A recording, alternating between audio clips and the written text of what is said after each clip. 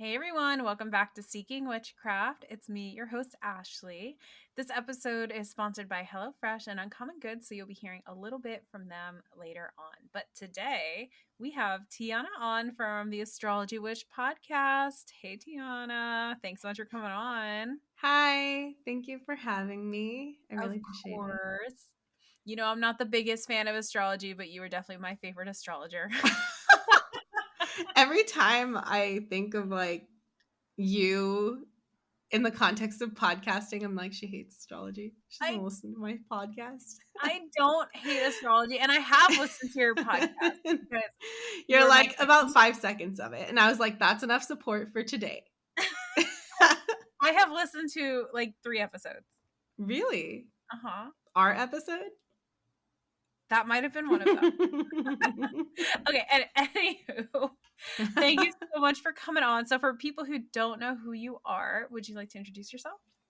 Sure. My name's Tianna. I'm the host of the Astrology Witch Podcast, where I talk about all things astrology, and then I talk about how those things can be applied to your magical practice, spiritual growth, and yeah, just that pretty much sums it up.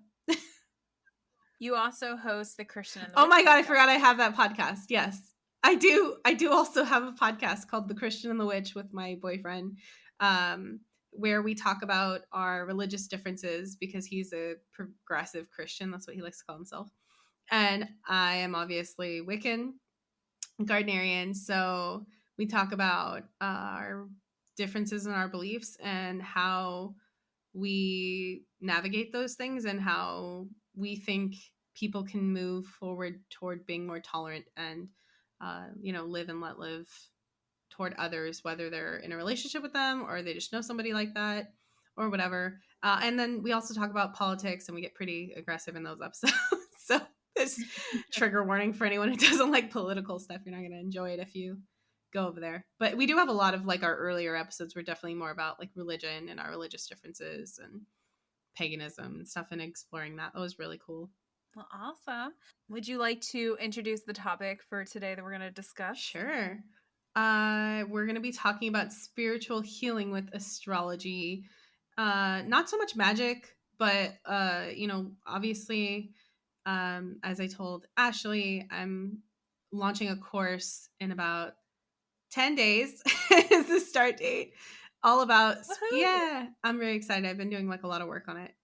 But yeah, it's a course about spiritual healing with astrology and magic. But I thought if we come on here and talk about astrology and magic, it's going to be too much for people. But that's just, it is in the course. And it's called Embracing the Sacred Soul Blueprint. Well, I'm super excited for you. I'm very proud of you. And I'm excited to talk about this topic today, even though, it's about my obviously most favorite topic, astrology. But I do know there's other aspects of this. On a not serious note, the first time I heard you type this out about the spiritually healing, I definitely have that song playing in my head, that sexual healing song where it's like sexual healing. I just gotta let you know, that was playing in my head when I first. I mean, I wish I was doing something on sexual healing. I don't know if I'm the right person for that, though. That's probably someone else's. What do they call it? Boathouse, wheelhouse. Yeah, someone else out there is doing that. Probably, yeah. I'm sure there are people. Isn't there some planet like Mars or something that's sexually focused, or am I making Mars is about sex? Look, you are learning. Yeah, I did listen to you.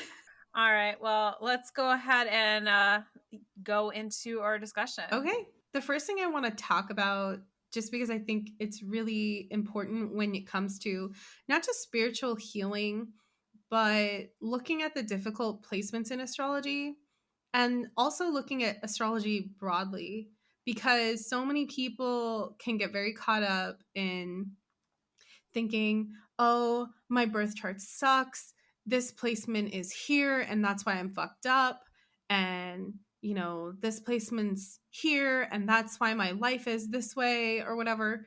And I really want to emphasize the importance of having the right mindset when it comes to astrology, because you're going to be getting so much more out of it if you can have a certain mindset and approach to things, and also understand the approach that ancient astrologers took when they were looking at these placements and what the meaning of those placements really is, as opposed to just saying, oh, I have my sun in Libra, which sun in Libra, Ashley, I'm sure you don't know, but sun in Libra is considered in its quote fall.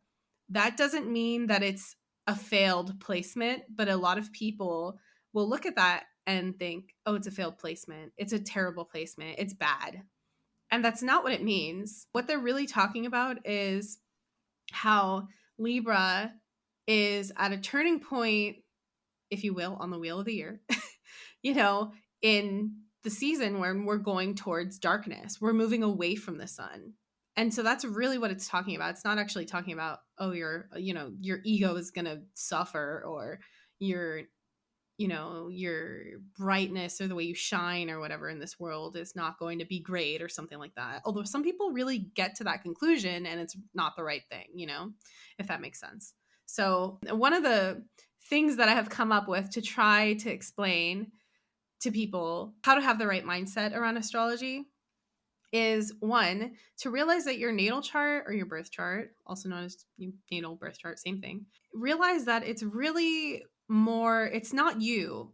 Like, it doesn't describe exactly you. What it describes is the condition of the house which your soul is living in this incarnation. It's not talking about this is the way that you are, this is the way you'll always be, this is fated. There are fated placements in astrology, and we can talk about that another time.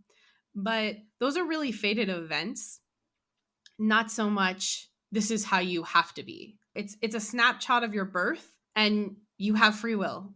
So those things can change. I think that's one of the things that really put a bad taste in my mouth with astrology from early on. And this is before I even got involved in witchcraft or anything, was people being like, oh, well, you're a Pisces, so you must be super imaginative and super dreamy and lost in your own thoughts. And I that's not me as a person. I'm a very type A, practical person, I would say. Yeah, I would agree.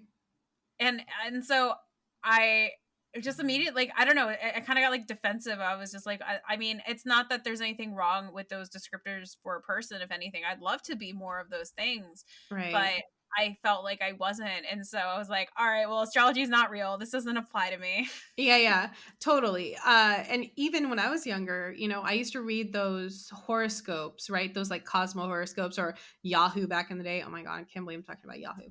I know they still exist, but man, barely. Okay, but listen, Yahoo and like Yahoo Answers, Reddit is just the modern version of Yahoo Answers. Let's be real. Yeah, or like Ask Jeeves, which is even older. Oh gosh. Old. Or if you're as old as me, Alta Vista. Jesus.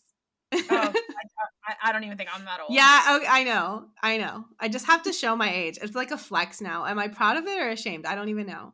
We're not even that much of an age difference apart. Old enough. Anyway, so yeah, but I used to read those, and I would read for my sun sign, and I would get really frustrated because I'm a 0 degrees Taurus, and that's a very true Taurus, but like they don't tell you that when you read your horoscopes, it's actually better to read for your rising sign than it is to read for your sun sign. So unless your sun lands in the first house and your rising sign is the same as your sun sign or in the same element or something, you're probably not going to resonate with your horoscope. You're going to be like, this doesn't apply to me most of the time, because it's actually, you're reading the wrong one, if that makes sense. So, sorry, I'm just taking a personal moment here in this episode. So my sun sign's Aquarius, right? No, your sun sign is Pisces. Your rising sign is Libra. So that means you should be reading a Libra horoscope. Okay. So go read a Libra horoscope tomorrow and tell me if it resonates. I'm so curious. I'm dying to know now. All I know about Libra is a stereotype that Libras are really into like beauty and stuff. That's literally all I can say.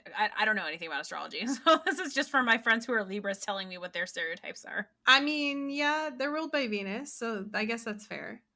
But We're getting really off Anyway, track. I Anyway, do not mean to keep derailing this. no, you're Please good. continue. You're good. But anyhow, so there is an importance here to have the right mindset around astrology, especially your difficult placements, whatever they are. And also, like, you really illustrated something interesting, Ashley, when you said that, you know, it kind of turned you off when somebody was telling you, oh, well, Pisces are this way, so you're probably this way. Number one, if your sun sign doesn't land in a house that is very active, which can sometimes happen, you're not going to feel like it resonates all the time. You might feel that your moon sign is way more accurate, which for in your case I think it does. But also, the important thing to know is that the one of the most important self placements in astrology in a person's birth chart is not their sun sign all the time. It's it's a combination of everything in your natal chart. Like, your natal chart represents you and the conditions of your life, but really the self placement is your rising sign. So that can actually take precedence over a sun sign. So, you know, I mean, that's just one of the ways that having the right mindset is really important. But as pertains to difficult placements, I came up with this. Okay, I don't want to say I came up. I found a quote from Dostoevsky, which this will wrap around. I promise this will this will make sense. That I think really encapsulates one of the important mindsets to have when it comes to difficult placements in astrology. And what he said was, there is only one thing I dread, not to be worthy of my sufferings. And I actually posted on social media about this. And I asked people what they thought. Like, what does it mean to be worthy of your suffering? Well, if we look at the definition of what it means to be worthy as having or showing the qualities or abilities that recognize merit recognition in some specified way, being worthy of suffering means to be capable of finding the purpose or meaning behind the suffering so that we can overcome it. Because if we can't find the strength, you know, and also within that suffering, then we are not able to accept, overcome, or even find the blessings that are hidden within them. That is so wholesome. Thank you. I'm just trying to do my best out here to make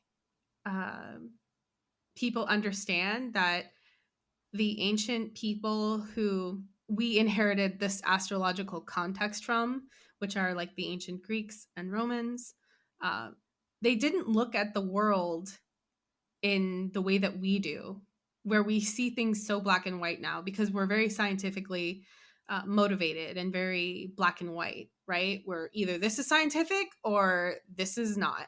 And if it's not, it's a pseudoscience. But I mean, we're finding out every day that actually some of the things that we thought were, I don't know, considered magical or considered unrealistic or fake or whatever, aren't actually that fake, right? Like, if we look at things in the medical field, just as a small example, things like inherited trauma. If I tell you that, like, inherited trauma is something that's real and that they've done studies on, you might think that I'm, like, probably a little bit insane. But if I tell you that you could inherit trauma in the same way that you inherit other traits from your parents, like if your mother is really stressed out while she's pregnant, that stress can be inherited in the embryo, and they've actually done studies on it, then it doesn't sound so outlandish because I've given you a little more evidence. That's really interesting. It's fascinating. If you're interested, I'll let you know what book I was reading about it in later. But yeah, it's crazy because we really think of those as like existential things and not as medical occurrences that actually have a real and lasting effect. But they've done studies on people, for example, who were like descendants of Holocaust survivors who have dealt with a lot of, you know, extreme stress, right? And those people have lower levels of cortisol, like very consistently. And some of them have like higher rates of depression and anxiety, and they don't know why. And there's all this crazy evidence. But anyhow, I'm getting off track again. But what I'm all this to say, Super interesting though. Yeah. I feel like I'm gonna need to look into this. Yeah, for sure. totally. I know you as a researcher will be like, I'm gonna go look more into that because it is fascinating. But all this to say, you know, we laugh when somebody says, oh, I'm breaking generational curses. But it's like, what is inherited trauma? And if that is actually a real tangible thing that we're discovering is more real than we know, it's not just an expression of existence, then what is a generational curse other than inherited trauma? And if it actually is real, then it's actually real. And I think astrology is a great way to look at that through a very specific lens and a very specific context that allows us to examine our own painful, difficult experiences. And we can find that meaning in the pain points of personal astrology all over the place, but namely in places like Saturn and Pluto, the eighth house, our moon sign, Chiron. And, from these placements, we can find, yes, our deepest wounds, our most difficult challenges, burdens, insecurity, fear. But you know what else is found there? The key to the transformation. So it's not just how we're hurting, how things feel heavy, how things feel unbearable, like the world is just bearing down on you, but also how we can overcome those things. And that's one thing that's really amazing about astrology. We like to examine things through this scientific context all the time. And we forget that the spiritual, the religious context of looking at things can actually be really helpful to overcoming those. Because if we're constantly looking at it through a absolute black and white evidence-based framework, then we're missing this other part of it. I don't know if you ever read the book, Ashley, called Man's Search for Meaning by Viktor Frankl. I haven't, but I don't know why this is making me think of this one book. I haven't read it, but I know it's called The Body Keeps the Score. Totally. I've never read that, but that I know exactly what that means. And yes, I totally believe in that. And so in Man's Search for Meaning, he says basically the moment your suffering has meaning is the moment it ceases to be suffering. And I feel like there's so much to unpack with that. The moment we think there's a point to something is the moment that it's all sort of justified. But if we look at everything through a context of, is there evidence for this? And we ourselves don't see it, even though we're limited by our own perception, right? If we have no higher spiritual lens to look at other than the black and white scientific, logical, rational view, which we're all very proud of, and which can be helpful in certain instances. I'm not discounting it. I'm just saying it's only half the puzzle, right? We miss this whole other part of how to look at something in a different way and attack something from a different angle that might actually really help us, instead of just kind of I don't know, banging our head against this brick wall thinking that, well, tangibly that makes sense because eventually the brick is going to break down, thinking yeah, but your skull might also get crushed in the process, or it might not. And then we don't think of I don't know, I don't even know a spiritual metaphor to give that would be equivalent to that. I don't know, meditating our way through the dimensions or something, maybe. What's that? I'm just enjoying the wokeness of this conversation. How deep we're getting right now. I'm sitting here damn, this is getting deep. I mean, to me, it is really deep, because I think that for me, I've dealt with a lot of trauma in my life and a lot of really difficult experiences, and you can see them in my chart. And astrology has helped me to reframe those experiences so that I don't just look at them with despair, if that makes sense.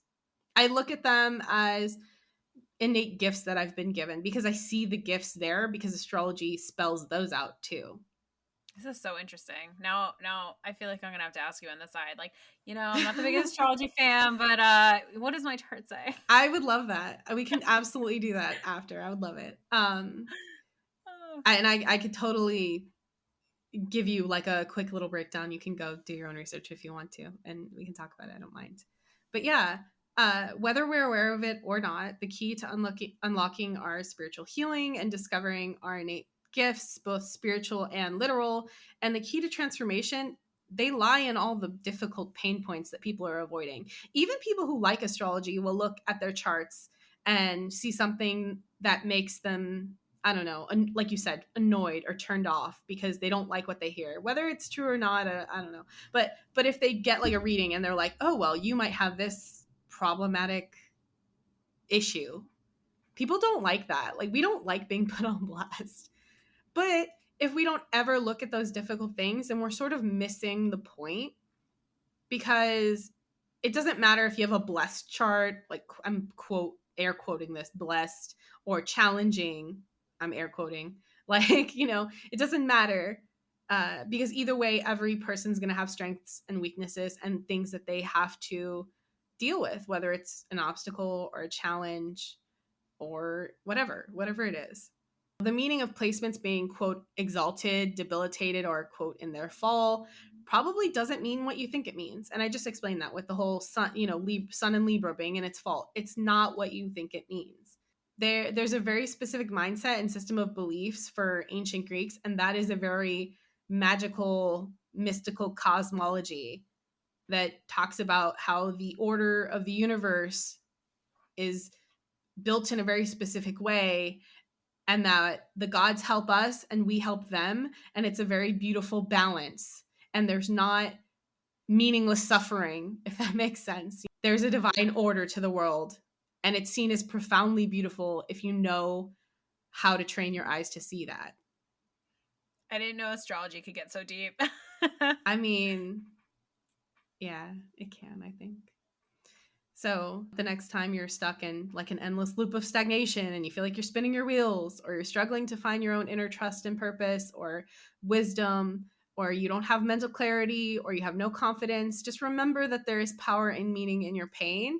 And if you want to find all of those things, if you want to find how to move and make moves, how to be confident, how to find trust that comes from you and isn't looking for outside validation, and how to find value and worth, all those things are in your chart.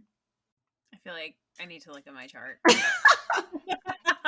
I love that I'm just like low-key converting you. Okay, so we're going to talk about Pluto and the 8th house really quickly and what they indicate, just so people can go and look at their own charts and kind of know what they're looking at. So the first thing is the 8th house rules long-term commitment and like sexual intimacy, which is a lot of things that will come up, and also like inheritance. That's something people really love to talk about. But it also rules over power issues and trauma and fear, and like how we have felt powerless, but also where our power is and how to transform ourselves.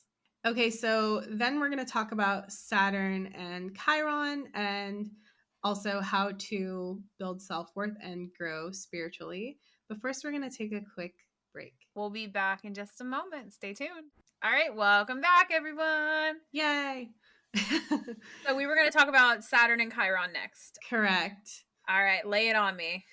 So Saturn is about the ways that we learn lessons, like the difficult, everyone, not everyone, fun astrologers call Saturn Big Daddy Saturn, because Saturn really is about... I'm sorry, what do they call it? Big Daddy Saturn. Big Daddy Saturn. Not everyone. Okay, I'm saying it like everyone says that, but I've only seen a couple other astrologers. It's just me, guys. I just wanted to make sure I heard you correctly. Yes, you did. It's because Saturn can often represent the father in the chart. Gotcha. Cool. So that's one of the reasons why. But it embodies like fatherly qualities, if we think about Saturn as that stern father figure who teaches us boundaries and our limitations and like what the rules of the house are. That's what Saturn does in a person's chart and in a person's life. And that's why it hits your life when you're around 28 to 30, or every 28 to 30 years. Like it'll hit your life multiple times if you're lucky, and you live to be 60 or 90 or whatever. But it describes the ways in which we feel burdened or heavy or trapped by something, right? Because limitations will feel constraining if you're trying to break them. And then looking at your chart, you can see, should I be breaking them or should I be respecting them? And Saturn tells us how we can either build up or break down boundaries to empower ourselves. So even though most of the time people are looking at Saturn as like, here's where I'm stuck. Yes, but here's also how you can become unstuck. Or here are the things you should learn to respect and that you will have to learn to respect, because that's the lesson that Saturn's teaching you here. And then we have something like Chiron. Chiron talks about our deepest wounds. In Greek mythology, Chiron is known as the wounded healer. And it's because in the mythology of Chiron is that he's immortal, he gets shot with an arrow, and the arrow cannot be removed, and he cannot die. And so he's just sort of suffering. But he suffers so long, he learns wisdom, and he's able to heal others and himself. So it's like that's kind of the messaging of Chiron, is where you have Chiron lie your deepest wounds, but also how you heal yourself and how to heal yourself and how to heal others. So it's not just, meaningless suffering. It's there's a purpose here. And like, for example, just to give you one, if to put context to this, I have Chiron and Cancer in my 8th house, which is just, pain and fear and trauma. And wounding, right? Because Chiron is landing in my 8th house of fear, trauma, and like, probably inherited trauma because it's Cancer and it's in the house of inheritance. And I have it in the sign of Cancer, which is all about familial ties and the mother. And my relationship with my mom has always been complicated, and it's left me feeling stuck in an endless loop of crippling perfectionism and defeat, and feeling like I would never be good enough because the person who was supposed to love me the most didn't love me enough, either in my eyes or in actuality. Or there's a feeling of lack, of a lack of nurture that's stuck in my maternal line. There's a lot of ways to look at that. But if you ask anyone who knows me, and I don't know, Ashley, I guess you could confirm or deny this, everyone that knows me, like on a really personal level, I would say knows that I'm like incredibly nurturing as a person, and that I'm really good at taking care of other people and giving them advice, and that's become a source of empowerment for me, is also to flow with like the energy of emotions and to find balance in that, and mastering that will help me transform and heal myself. I would co-sign on that. Thank you. I'd sign off that that's correct. Thank you. I appreciate that. Of course. All right, so we're going to cut off there really quickly. We are going to talk about the North Node, South Node, and spiritual growth. But first, we're going to take a quick break. Be right back. Okay, welcome back. So let's talk about the North Node and South Node, because I have no idea what this means. I've definitely heard you say these words before, but I'm blanking on what they I've actually... definitely mentioned it to you. Yes, you have definitely mentioned this to me. So this is very common for astrologers when they talk about spiritual growth. So the North Node is what we should be working towards in this lifetime, or in our adulthood. If you don't believe in past lives, then South Node would be either your past life or your childhood. North Node is like, this is what you should be working toward in your lifetime for spiritual growth, whereas your South Node is more of your comfort zone.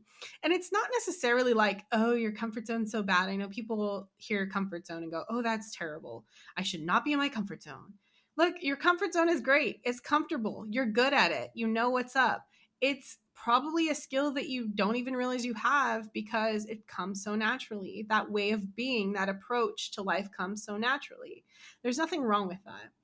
It's just to say that, all the great things, all the fun, exciting things in life often take place outside your comfort zone.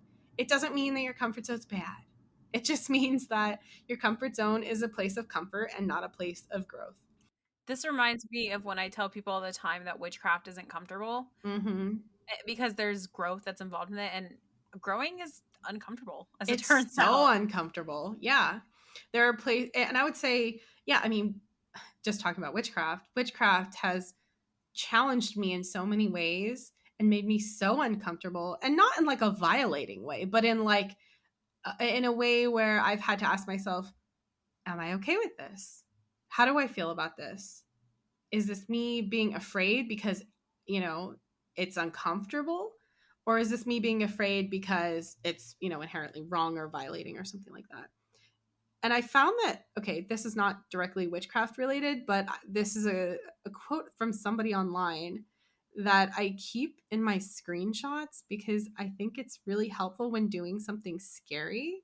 And it really gives me perspective when I'm like trying to go do something that makes me very, very uncomfortable. And it's this guy on Instagram that I follow. His name is Mitchell C. Clark.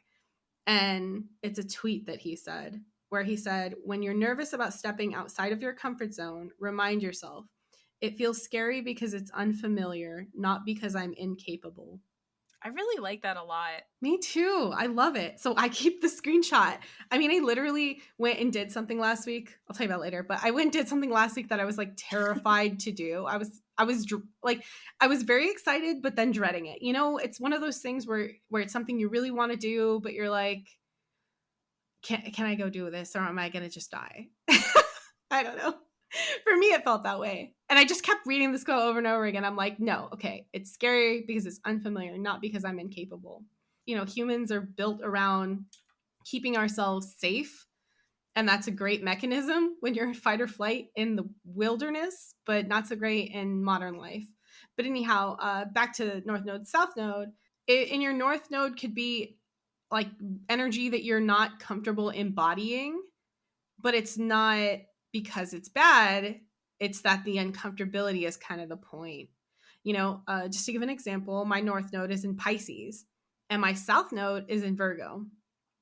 So having my North Node in Pisces is like trusting and having faith in a higher power and like really owning my spirituality and like letting go of that need for control of every little detail, because Virgo is all about the details and needing to have like perfection and precision in what you do and like being, a master at your skills and crafts or whatever.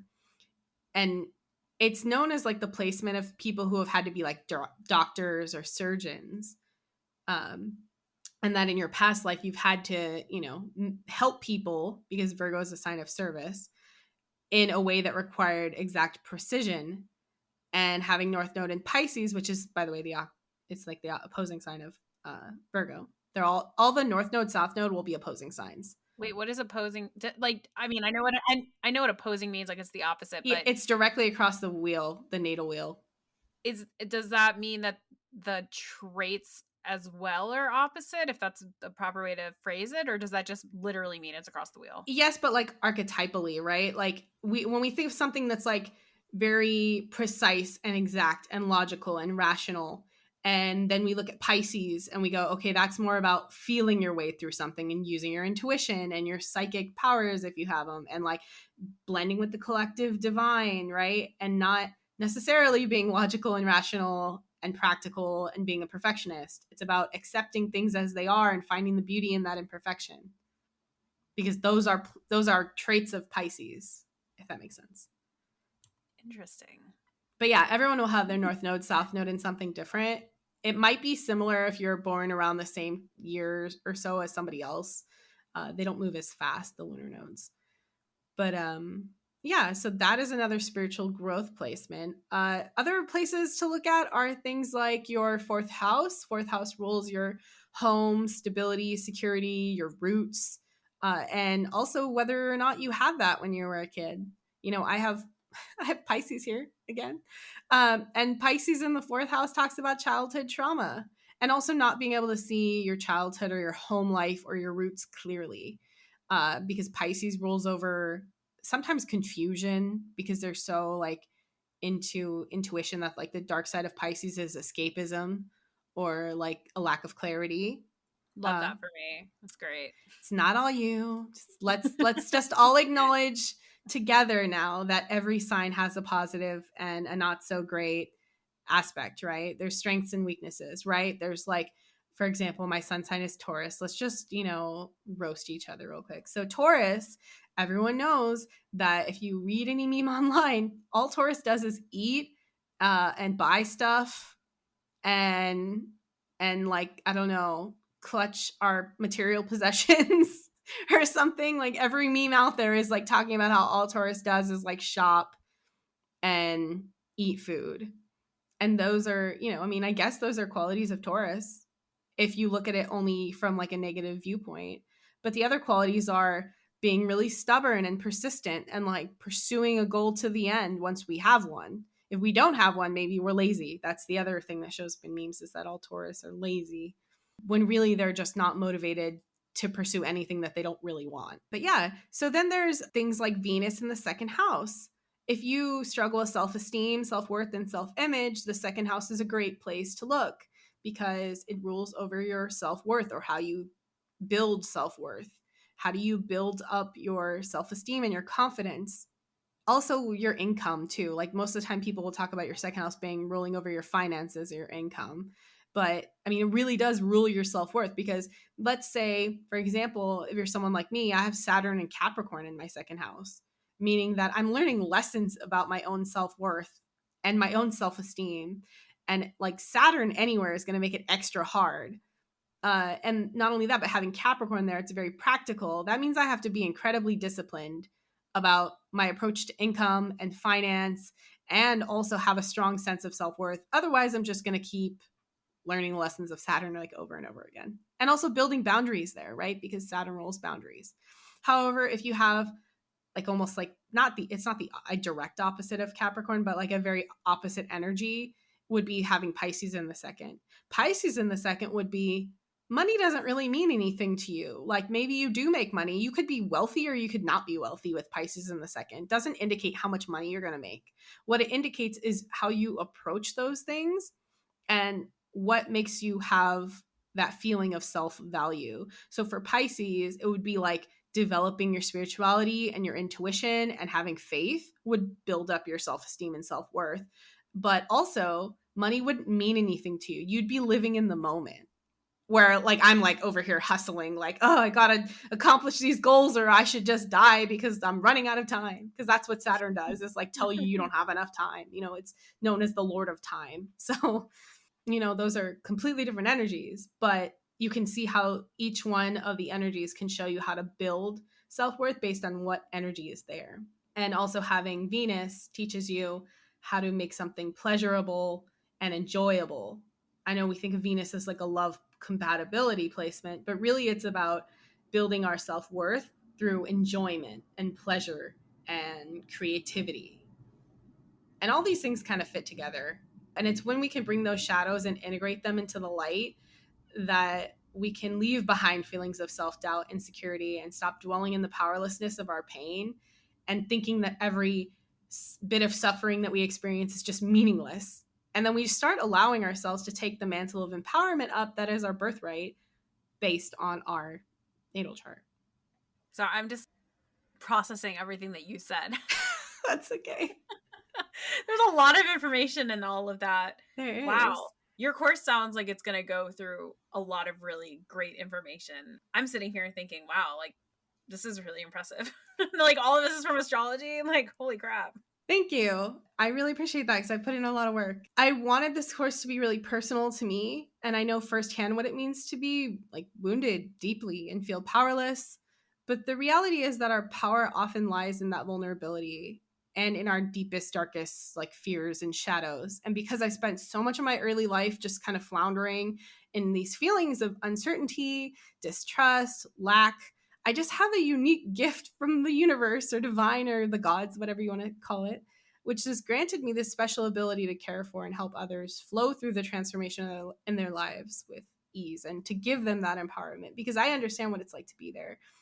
So the course that I am accepting enrollment for, so if you're listening to this and you are curious about it, it's called Embracing the Sacred Soul Blueprint, and it starts in literally 11 days. So if you are interested, you're going to have to book a call with me because I'm only accepting a limited amount of students and I already have a couple people signed up. So if you want to secure your spot, book a call as soon as possible where we can decide if you're a fit. It starts December 20th. That's the first class though. So like you're going to need to be in by at the very latest the 19th. And pretty much it's going to be the first run of this is going to be on Zoom. So we'll have Zoom meetings twice a week for 9 weeks.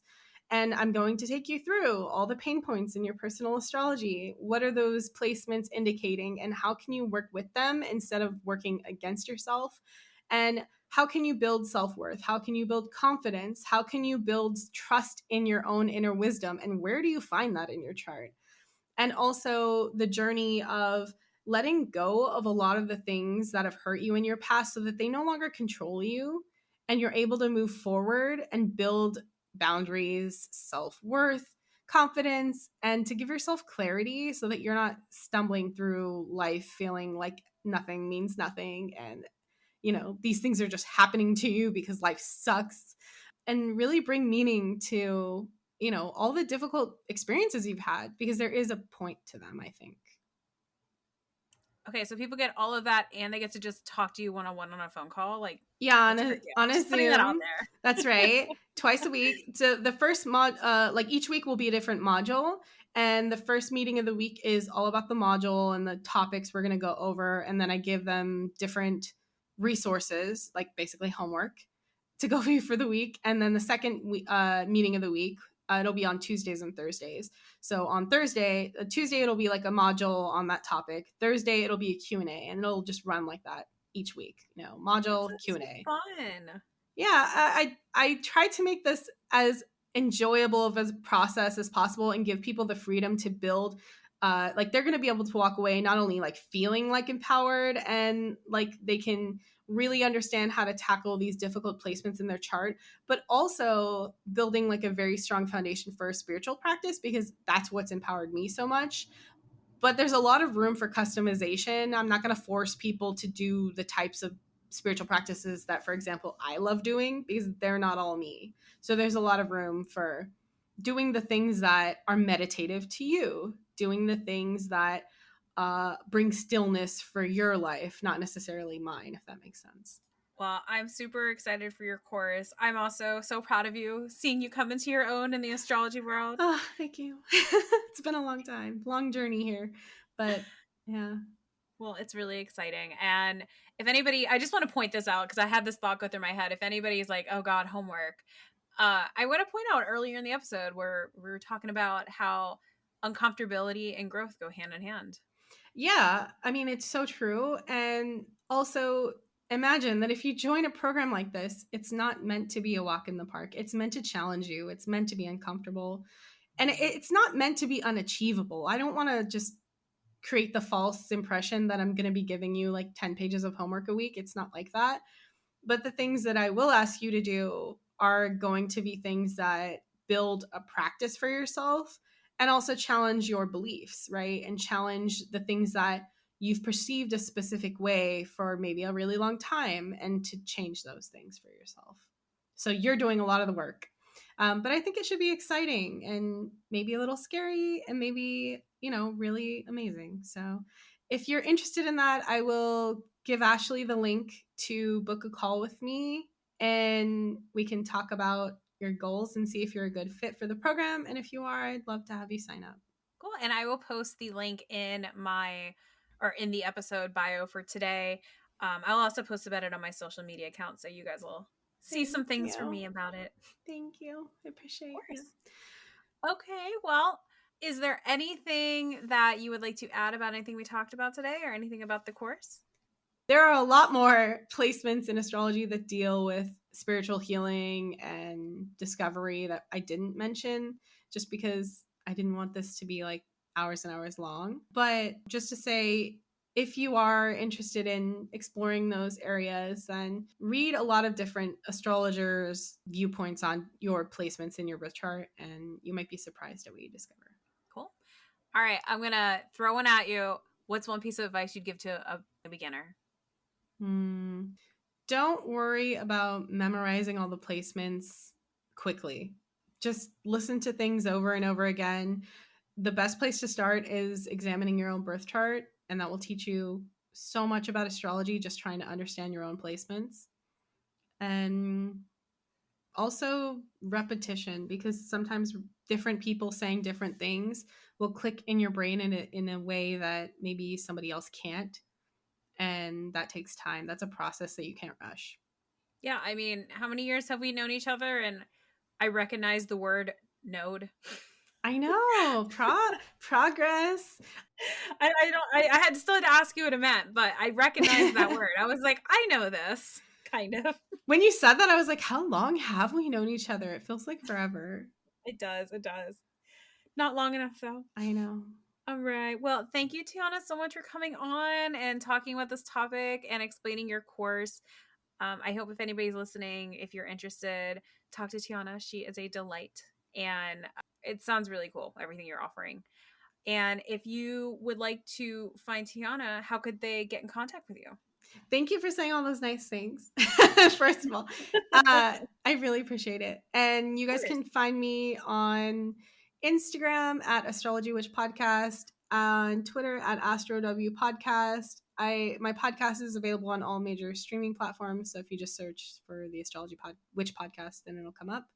And I have a Facebook page called the Astrology Witch Podcast. And I just started a Facebook group called Astrology Witches, where we talk about transits and stuff. Because people kept messaging me like, hey, what do you think about this? And what is this transit about? And what does this moon mean? And things like that. So I was like, maybe I should create a place where we can all just talk about it.